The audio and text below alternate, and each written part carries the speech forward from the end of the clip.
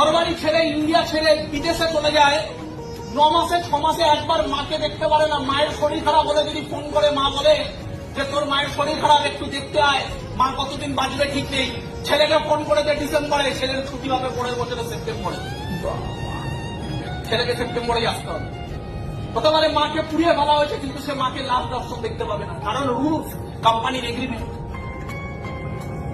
ঘর বাড়ি, পুজো পার্বণ সবকিছু ছেড়ে বন্ধু বান্ধব, নতুন দেশে সেটেল, সেখানে গিয়ে কেন? বিকজ অফ পয়সা, টাকা।